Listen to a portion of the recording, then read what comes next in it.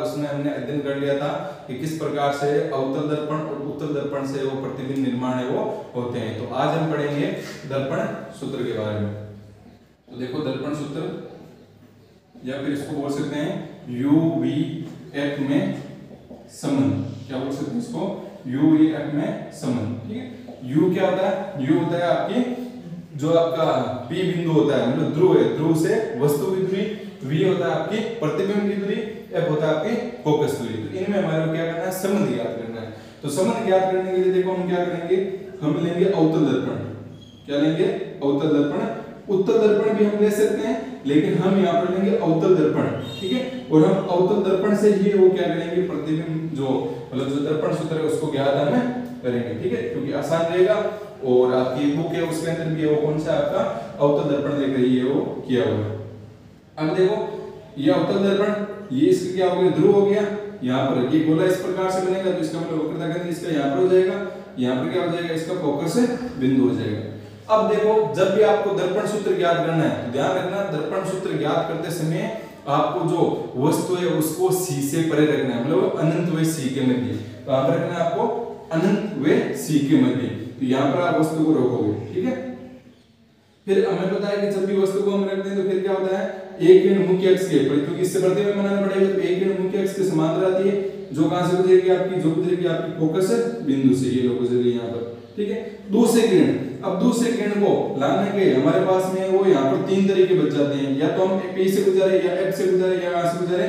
C से गुजरे। ठीक है, तो जब भी दर्पण सूत्र आपको ज्ञात करना होता है तो आपको ध्यान रखना है कि आपको जो किरण है वो C से गुजरनी है। क्यों?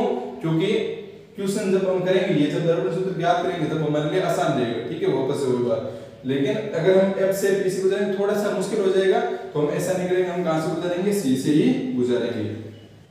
तो जब किरण को इस प्रकार C से गुजरेंगे तो हमें पता है ये दर्पण थोड़ा सा बड़ा बना लेते हैं, नहीं तो कैसे है वो क्या होगा? परावर्तन होगा।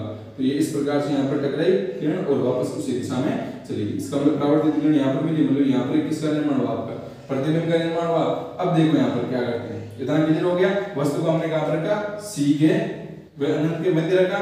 ठीक है, ये आपका C हो गया, ये ध्रुव हो गया, यहाँ पर प्रतिबिंब हो गया। अब हम देते हैं यहाँ पर नाम, ये वस्तु है, वस्तु को नाम दिया हमने AB। तीर के साइड वाला कौन सा है? BA। तो यहाँ पर तीर के साइड वाला तो B डैश, और इसको दे दो A डैश। समझ रहे हो ना क्या किया हमने? यहाँ पर हमने क्या किया, ये वस्तु थी, इसको दिया AB नाम, यहाँ पर जो तीर के साइड वाला उसको B डैश, यहाँ पर A डैश दे दिया। इसको पॉइंट दे देते हैं यहाँ पर M, और इससे यहाँ पर एक लंब डाल देते हैं यहाँ पर N। क्या डाल देते हैं? लंब डाल देते हैं N। अब देखो त्रिभुज, समकोण त्रिभुज, देखो कौन कौन सा ध्यान देना आपको? समकोण त्रिभुज, त्रिभुज ABC way A dash B dash C में दिख रहा है सबको? A B C, A dash B dash और C में। ठीक है, इसमें बात करते हैं। तो इसमें देखो A B C, A dash B dash C है। इसमें आप देखो क्या है कि ये वाला जो कोण है, ये वाला कोण मतलब कौन सा कोण? कोण A, और यहाँ पर ये कोण A डैश, ये दोनों क्या आपके? ये है 90 डिग्री। तो यहाँ पर आप लिख सकते हो कि कोण कौन सा? BAC, और कौन सा? कोण BAC, और कोण B dash A dash C, ये क्या आपके समकोण है। क्या ये? समकोण है। कोण कौन सा? BAC, जो बीच वाला आपका आता है उसको बारे में बताइए आपको कि जो बीच में आता है वो क्या आता है आपका? ये कोण होता है। तो कोण A और कोण A डैश, ये देखो दोनों 90 है ना भाई। ये हमने त्रिभुज, ये त्रिभुज लिया। ठीक है, उसमें ये कोण है आपके क्या? समकोण है। तो समकोण तो 90 है, तो 90 तो क्या होंगे? बराबर होंगे। अब देखो आगे बात, त्रिभुज सॉरी कोण आपका है ACB, और वे कोण कौन सा? A dash C B dash, ये है आपके शीर्षाभिमुख कोण। कौन से कोण है आपके? शीर्षाभिमुख कोण। ये वाला कोण, ये वाला कोण और ये वाला कोण एक दूसरे क्या? शीर्षाभिमुख कोण। जैसे मान लो कोई क्रॉस बनता है, ये कोण है। ठीक है, जितना कोण ये उतना कोण ये, मतलब ये एक दूसरे के क्या है? शीर्षाभिमुख कोण है। तो यहाँ पर भी देखो ऐसे क्रॉस बन रहा है, ये कोण एक दूसरे क्या है? शीर्षाभिमुख कोण है। अब देखो इनसे होगा क्या? भाई क्या फायदा है इनसे कि समकोण सिद्ध करने का, इन दोनों त्रिभुज में शीर्षकोण त्रिभुज सिद्ध करने का मतलब क्या हुआ, हमें ये सिद्ध करना है कि ये त्रिभुज ABC और ABC है वो है समरूप त्रिभुज। क्या है? समरूप त्रिभुज है ये। और ये अगर हमने समरूप सिद्ध कर दिए, और हमने कर भी दिए, क्यों? क्योंकि इन दोनों त्रिभुजों का एक कोण समकोण है, एक कोण 90 है, और एक कोण है वो आपका शीर्षामुख कोण है। इसका मतलब ये एक दूसरे के समरूप है। और समरूप त्रिभुज की खासियत क्या होती है कि समरूप त्रिभुज के अंदर है वो आमने सामने की मतलब जो भुजाएं होती है उनका अनुपात है वो क्या होता है, बराबर होता है। समरूप त्रिभुज कैसे क्या होता है कि जो भुजाएं हैं भुजाओं का अनुपात वो क्या रहता है, बराबर रहता है। तो अब यहाँ पर देखो अनुपात हम बराबर करते हैं, कैसे करते हैं देखो बराबर, आप इसमें देखो तो यहाँ पर जो AB है, AB ठीक है भाई, यहाँ पर लिख देते हैं ये वाले त्रिभुज के त्रिभुज ABC समरूप है त्रिभुज ABC के, ठीक है, समरूप त्रिभुज, समरूप त्रिभुज ये हो गया, ठीक है। तो समरूप हो गया। तो समरूप त्रिभुज की क्या खासियत होती है, इन त्रिभुजों की जो ये भुजाएं होती है उनका अनुपात बराबर होता है। मतलब इस त्रिभुज की ये AB भुजा और इस त्रिभुज की ये ABC भुजा, कौन सी ABC भुजा, भाई ये पता है ये वाली भुजा लेनी है ना कि ये वाली लेनी है, ठीक है। ये त्रिभुज इस प्रकार से बना हुआ है एक त्रिभुज, और एक त्रिभुज ऐसे उल्टा बना हुआ है। तो अगर हमने ये भुजा ली है तो 90 कोण वाले के साथ में, तो यहाँ पर भी 90 कोण वाले के साथ ये लेनी पड़ेगी ना, तो ये ले लेंगे, ठीक है। तो ये भुजा जितनी होगी उतनी ये होगी, मतलब अनुपात इनका क्या कर दिया हमने, बराबर कर दिया। अब देखो आगे ये किसके बराबर होगी, ये बराबर होगी आपकी AC बटा ADC, किसके बराबर होगी, AC बटा ADC। AB बराबर थी ADS के, SC बराबर है ADC के, ठीक है। समरूप त्रिभुज की ये आपको ध्यान रखने की प्रॉपर्टीज होती है कि जो भुजाओं का अनुपात है वो क्या होता है, बराबर होता है। इसकी भुजा का अनुपात होगा इसके और इसके बराबर होगा, ठीक है। ये वाला नहीं लेना आपको, ये वाली ये इतना ध्यान रखना है। एक और इंपॉर्टेंट बात कि आपने अगर इस त्रिभुज की ये वाली भुजा AB ली है तो इस साइड में भी आप इसकी ये AC लोगे ऊपर, ऐसे नहीं कि आप ADC ऊपर ले लो और AC नीचे ले लो, ये भी आपको ध्यान रखना है। इसको दे देते हैं समीकरण नंबर 1, ठीक है। अब देखो, अब एक और आपको त्रिभुज दिख रहा होगा, कौन सा त्रिभुज, समकोण त्रिभुज MNF वे ADS में समकोण त्रिभुज कौन सा, समकोण त्रिभुज MNF ADS है। जैसे यहाँ पर था वैसे यहाँ पर देख रहे हैं ना, यहाँ पर ये त्रिभुज था, फिर अब हम इस त्रिभुज को लेकर गए वापस, इसमें हमको ये बात करनी है। यहाँ पर भी आपको बता दें कि कोण N और ADS ये कितना है, 90 है। तो यहाँ पर आप लिख दीजिए कोण कौन सा, MNF, जो बीच में वो कोण आता है वो बराबर है किसके, वे लिख देते हैं, ठीक है। यहाँ पर भी वैसे तो समकोण तो बराबर ही होंगे, तो MNF वो बराबर है आपका किसके, ADS, क्योंकि क्या है, समकोण त्रिभुज है, ठीक है। समकोण है, त्रिभुज नहीं, समकोण है। उसके बाद देखो कौन सा कोण, ये वाला कोण एक दूसरे क्या है, शीर्षामुख कोण। आपको ये करना है, दो त्रिभुज लेने हैं, समकोण करना है, शीर्षामुख कोण सिद्ध करना है, अनुपात बराबर कर देना, इतना काम हो गया। तो यहाँ पर भी देखो ये वाला कोण है वो आपका शीर्षामुख कोण है। तो कौन से कोण MFN है, वे कोण कौन से MFN और ADS क्या है आपके, शीर्षाभिमुख कोण, क्या है, शीर्षाभिमुख कोण है। क्लियर हो कितनी बात। अब देखो शीर्षाभिमुख कोण हो गए तो इसका मतलब क्या हो गया, ये त्रिभुज और ये त्रिभुज एक दूसरे क्या हो गए, समरूप हो गए। तो यहाँ पर हम लिख सकते हैं कि त्रिभुज आपका कौन सा था, MNF समरूप है किसके, त्रिभुज ADS के, ठीक है, समरूप त्रिभुज। फिर से वही बात कि हमें पता है कि समरूप त्रिभुज है तो समरूप त्रिभुज की जो भुजाओं का अनुपात वो बराबर होता है। तो भुजाएं कौन सी, MN है वो किसके बराबर होगी, ADS के, MN बटा ADS के अनुपात बराबर होता है। MN ADS के, जैसे यहाँ पर AB ADS की थी, फिर ये वाला नहीं लेना, ये वाली FN किसके बराबर होगी, ADS के। तो यहाँ पर FN वो होगी ADS के। यहाँ पर भी ध्यान रखना है कि अगर आपने इसका MN लिया तो इसका ऊपर क्या लेना है, आपको FN लेना है। क्लियर हो कितने बात। इसको देते हैं समीकरण नंबर, तो इसको एक बार लेते हैं। अब देखो क्या बात है कि यदि दर्पण का द्वारक बहुत छोटा हो, यदि दर्पण का द्वारक बहुत छोटा हो तो यदि दर्पण का द्वारक बहुत छोटा हो, द्वारक का छोटा होने का मतलब ये ओ छोटा है, ये वाला ये ओ छोटा है। अब वो छोटा होने से होगा क्या, ये जो n पॉइंट था ना हमारा वो कहां पर चला जाएगा, p पॉइंट पर। भाई n और p में वैसे भी डिफरेंस नहीं है ज्यादा, और जब वो छोटा होगा तो n कहां पर चला जाएगा, p पर। कहने का मतलब जो दूरी f n की होगी वही दूरी f p होगी। तो मैं यहां पर लिख सकता हूं कि जब दर्पण का अगर वो छोटा हो तो क्या होगा, f n है वो लगभग किसके बराबर हो जाएगा, आपका f p के बराबर हो जाएगा। ये दूरी लगभग f p के बराबर हो जाएगी, ठीक है। उसके बाद में ये जो c n है, ये जो c n दूरी है वो लगभग किसके बराबर हो जाएगी, c p के बराबर। भाई n है और p एक बिंदु मान लो यहां पर, क्योंकि दर्पण का द्वार बहुत छोटा है। उसके बाद में जो mn है वो किसके बराबर हो जाएगी, ab के। भाई ये जितनी दूरी उतनी ये दूरी, ठीक है। तो mn यहां पर दिख रही है, तो सीधा दिख रहा है आपको, ठीक है, क्योंकि एक दूसरे के यहां पर समांतर है, तो ये जितनी दूरी उतनी ये। यहां पर आप देख सकते हो कि mn बराबर है किसके, ab के। mn है वो लगभग बराबर है ab के। अब देखो यहां पर आप इसमें mn की जगह क्या रख दो, ab, तो ab बटा नीचे क्या है, a डैश b डैश बराबर fn की जगह क्या रख दो, fp, और ये क्या हो गया, a डैश f, ठीक है। इसको दे दो समीकरण नंबर 2। क्लियर है बात। अब देखो समीकरण 1 और 2 में ये वाली ab बटा a dash b dash, ab बटा a डैश b डैश, इसका मतलब ये वाली साइड बराबर है तो ये वाली साइड भी बराबर होगी। तो यहां पर हम लिखते हैं उसको, ठीक है। तो देखते हैं यहां पर, देखो इसको मैं मिटा देता हूं। तो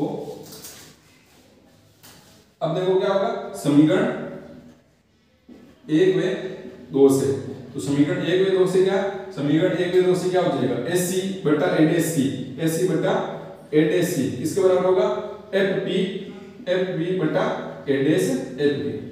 क्लियर हो कितनी बात। अब देखो हमारे क्या करना है, हमें देखना है कि ऐसी दूरी कितनी है। तो ऐसी है क्या, AC, ये वाली AC, ये दूरी चाहिए हमारे को, ऐसी ये चाहिए। ये क्या कैसे निकालेंगे, क्या ये दूरी पता है, बिल्कुल नहीं पता हमारे को। हमारे कौन कौन सी दूरियां पता है, हमारे को दूरी पता है कि P से ये वस्तु है तो ये दूरी आपकी U है, कितनी दूरी आपकी U है। ये प्रतिबिंब है तो मतलब ये दूरी आपकी V है। ये आपका फोकस बिंदु तो मतलब ये फोकस दूरी F है। ये आपका C है तो मतलब ये वक्र का त्रिज्या R है। तो इसका मतलब हमें ये दूरी नहीं पता है, लेकिन हमें ये पता है। तो ये दूरी कैसे निकालूं मैं, ये दूरी निकालने के लिए अगर मैं क्या कर दूं, कि मैं अगर इस पूरी दूरी में से मैं अगर ये दूरी घटा दूं, भाई इस पूरी दूरी में से अगर मैं ये दूरी घटा दूं तो मेरे पास ये बच जाएगा। ये मान लो आपको पूरा एक धागा है, ठीक है, उसमें मेरे को इतना धागा चाहिए, तो इतना धागा चाहिए, मैं क्या कर दूंगा, यहाँ पर पूरे धागे में से मैं इतना धागा काट दूंगा तो मेरे पास में इतना धागा बच जाएगा। तो वही हम यहाँ पर कर रहे हैं कि हमारे पास में पूरी दूरी है, उसमें से अगर मैं इतनी दूरी घटा दूं तो मेरे पास में ये बच जाएगी। तो पूरी दूरी कितनी है, u है। तो ऐसे कैसे निकलेगा आपका, तो ऐसे बराबर क्या हो जाएगा, आप पूरी दूरी में से, पूरी दूरी कौन सी है, ये, तो पूरी दूरी में से आप क्या घटा दो, ये दूरी कौन सी, C और P के मध्य, ये C और P के मध्य दूरी होती है आपकी R, क्या होती है R। लेकिन एक बात यहाँ पर ध्यान रखना है कि आपको चिन्ह परिपाटी के अनुसार चलना है, और चिन्ह परिपाटी के अनुसार आप इस प्रकार से और सारी दूरियां ऐसे माप रहे हैं, इसका मतलब नेगेटिव होगी। तो यहाँ पर जितनी भी दूरियां है ना वो सारे आप क्या लोगे, नेगेटिव लोगे। इसके आगे भी माइनस कर देना पड़ेगा, कोष्टक टेक बंद कर देना, इसके आगे भी माइनस कर देना पड़ेगा। ये माइनस घटाने वाला माइनस है और ये जो माइनस है वो चिन्ह परिपाटी के अनुसार है, ठीक है। तो माइनस का u माइनस का माइनस r होगी, समझ गया ना। ऐसे आ गया हमारे पास में, ऐसे कैसा है, ये दूरी कैसे है, पूरी दूरी में से ये दूरी घटा दो, ये दूरी कितनी है, cp मतलब r है। आगे a डैश c मतलब ये दूरी, वापस से ये बात, ये दूरी चाहिए तो ये दूरी में से ये दूरी घटा दो, ये पूरी दूरी कितनी है, cp मतलब अगर आपको a डैश c चाहिए तो आप cp कितना है आपका, cp है आपका माइनस का r। मैंने बोला ना माइनस लगाना है क्योंकि दूरी हमें विपरीत माप रहे हैं आप प्रकाश के। इस cp में से अगर घटा दूं मैं ये कौन सी दूरी है आपकी, a डैश p, और a डैश p ये क्या प्रतिबिंब, इसका मतलब ये यहां से यहां तक की दूरी क्या है, ये है v। तो इसका मतलब मैं क्या घटा दूं यहाँ पर माइनस, ये घटाने वाला माइनस और फिर से माइनस, क्योंकि ये चिन्ह परिपाटी के अनुसार है। इतने हो गए क्लियर बात। अब आगे आते हैं, आगे देखो क्या चाहिए, fp, तो fp कितना होगा, ये f और p फोकस बिंदु और ध्रुव के मध्य, ये तो सीधी बात है, हमें बताया क्या होती है, फोकस दूरी होती है। तो यहाँ पर मैं लिख दूंगा लेकिन चिन्ह सही माइनस लगा देंगे। उसके बाद देखो a डैश f, तो a डैश f क्या होगा, a डैश f मतलब ये दूरी चाहिए तो आप पूरी दूरी में से ये दूरी घटा दो, कितना आसान है। वापस से वही बात हो रही है, ये दूरी चाहिए तो पूरी दूरी में से ये दूरी घटा दो। भाई ये पूरी मतलब धागा है, इसमें से आपको इतना धागा चाहिए तो आप पूरे धागे में से क्या कर दो, इतना धागा घटा दो। वही तो यहाँ पर कर रहे हैं क्या, हमें कौन सी a डैश f चाहिए तो हम पूरी दूरी में से ये दूरी घटा देंगे। तो अगर आपको a डैश f चाहिए तो आप क्या कर दो, यहाँ पर पूरी दूरी, ये क्या प्रतिबिंब है, इसका मतलब आप क्या कर दो v, वो भी माइनस का, ठीक है, माइनस में v माइनस में से आप क्या कर दो यहाँ पर माइनस का f घटा दो, तो ये माइनस का है, ठीक है। तो अब ये सारे मान इसके अंदर रख दो समीकरण के अंदर। जब समीकरण के अंदर रखोगे तो यहाँ पर देखो मैं यहाँ पर कर देता हूँ इसको,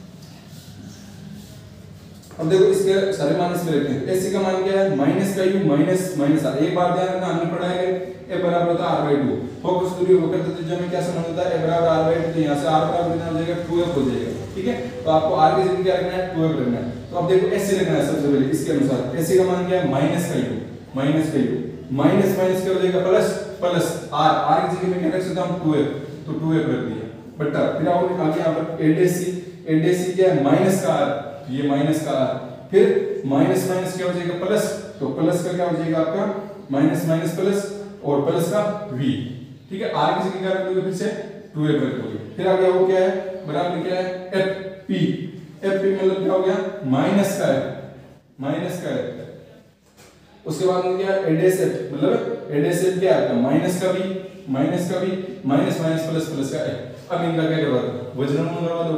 वज्रमूल कैसे करवाएंगे, पहले माइनस v इस पूरे से गुणा होगा तो माइनस v इससे गुणा होगा, माइनस v इससे गुणा होगा तो माइनस का माइनस माइनस क्या हो जाएगा प्लस का क्या हो जाएगा vu, समझ रहे हो ना, वज्रगुणन करना है तो आते होगा आपको, ठीक है।